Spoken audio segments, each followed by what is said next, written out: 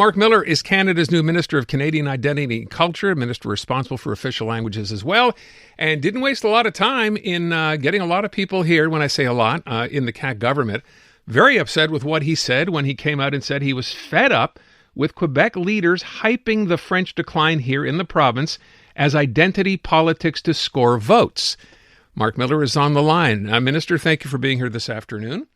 Aaron, thank you for having me on. I know that you have heard what Premier Legault had to say after he heard what you had to say, but for people he didn't, this was his reaction, I believe later that same day, as they say, when he said this. Puis là, Marc Miller, le nouveau ministre fédéral de la Culture, vient dire qu'il est tanné du débat sur le déclin du français. Quelle honte! Marc Miller, là, c'est une honte pour tous les Québécois. Je ne sais pas comment il va faire pour se présenter dans une activité culturelle au Québec après avoir dit des conneries comme ça. So I wasn't familiar with the word connerie, but I'm told it's not a good word, basically saying what a bunch of crap, if I'm not misstating that. And he also called your comments shameful. Let's go back to the beginning because, as I said, you've only had this file for a little while since Stephen Guilbeault walked. What happened? Why did you feel this was necessary to say? Well, I guess that's a funny way of him saying he missed me, but I wanted to highlight the fact that the French language, our common language in Quebec, is something that I'm passionate about. But the debate is nuanced and a complex one, and I resent the politicization of it for people just to simply get votes. French is in a sea of English in North America. There's a threat to it that exists in decline in certain areas in Quebec. And as people who are Francophiles and Francophones, we have to stay vigilant. I think we're sort of on the same page on that point, and I take no pleasure in the fact that both him and Paul St. Pierre Plamondon proved me right. The reality is we're sort of on the same page when it comes to protecting the French language generally. I just think we need to have a better understanding of where that's happening and how we all work together and row in the same direction to make sure that we are preserving it. But again, not on the backs of the usual suspects, which is often targeting the Anglo community, that for which I have a responsibility to make sure that our constitutional rights are preserved. And as the Minister for Official Languages, I have a responsibility there.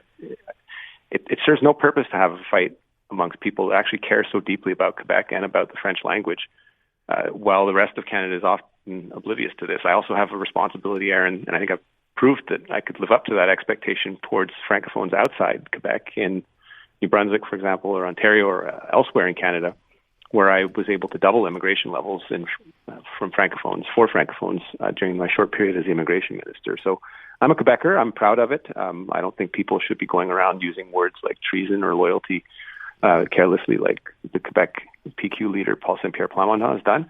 But I think it's unfortunate they've made it so personal so quickly. Did I have to throw that body check on my first shift up from the minors, Aaron? Probably not, but there's something I believe in, and I believe it should be depoliticized, unfortunately. Well, then the question, I guess, would be, why did you? If you didn't feel, being in the job for a week or two or whatever it was, why was it so important to say this right now? It was in response to a reporter who wanted to talk about different complex. I said it's a complex issue, and they said why.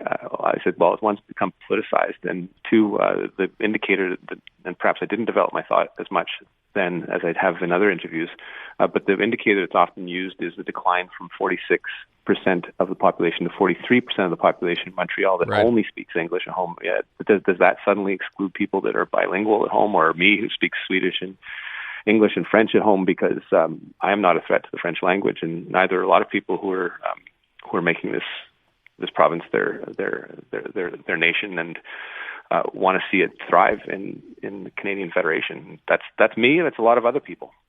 Did you think when you said this, if I can ask, I'm going to be candid, that you would get exactly the kind of reaction that you got, or was that not something you were thinking at the time? I think it went over the top. I never expected it to be over the top. Generally, relatively innocuous comment in the first place, in my mind. But again, it has gotten politicized and gotten very heated, and unfortunately, I believe it'll be weaponized in the next year as we look at a provincial election and potentially further down the line, a referendum issue. With respect to, so these are your comments, but obviously you don't work in a vacuum. I'm wondering what reaction would have been, from the Prime Minister, for example, once this happened. Did you have a chance to speak to him? No, only informally. I think he generally knows, and we had this conversation on last Sunday, so 8 days ago, about what I bring to the table. I told him that I'm quite frank in the way I speak, and I think he knows that. So he didn't ask me to say it, and nor did we have much of a conversation about it afterwards. And how do you plan to follow up on this, if you plan to at all? I mean, will there be a reaching out? Has anyone from Quebec reached out to you? Do you plan to do the same or not? Earlier, I need to work with my colleagues in Quebec City, whether I like it or not. I have had a friendly relationship with Jean-François Roberge. Right. Probably a lot of people's surprise. He did text me earlier on to congratulate me, and I haven't spoken to Minister Lacombe yet. But if we want to work together to continue to strengthen French in Quebec, we have to be rowing, as I mentioned earlier, in the same direction. I have an important responsibility in making sure that arts and culture thrive across Canada, but particularly in Quebec, and I plan to do that without asking people for their loyalty or accusing whoever of treason for whatever reasons they have. Liberty of expression is so important to the democracy that we have in Canada, and making sure that it shines through in arts and culture is important. So people like me need to get out of the way and providing sums and supporting arts and culture in a way that is free from political interference is key to that. I would ask one last thing as I wrap up. Did you take some secret pleasure in seeing Paul St. Pierre Plamondon get skewered by the cultural community here over the way he reacted to your comments? No, if I were a pettier person, maybe, but I don't. Okay. He shouldn't have said it. Not necessarily my business to point it out, but artists are more well and capable of defending themselves, and that's all we expect them to do is take the modest funds that we provide them from the federal government and just let their imagination soar and express through the freedom that we expect in a free and open society from people that really free our minds from some of the mundane stuff that we all go through every day. So how do you like your new job? I love it. I've always loved every minute of my job. It's been tough. I've had difficult portfolios there, and it's very emotional for me in Quebec, having my roots here in this. So it does hit home when people criticize me in the way that they did. But I love it. And I spent a few months. It's a great job being an MP, but I did feel that it was tough. I've always supported Mr. Carney, whether it's through his leadership as Prime Minister or through the election. But it does weigh hard to get not to get selected back into cabinet. So I'm really happy to be back. And we're glad you are. Marc Miller, Minister, thank you so much for your time. Very much appreciate it. Thanks for having me on. I'm Luke Wilson. Join me each week for Film Never Lies. Since retiring from the NFL, I've had a lot on my mind, and now I've got my own show. So if you're tired of lazy takes, if you want honest conversations, join us each week. Film Never Lies, available on all TSN platforms and the iHeartRadio app.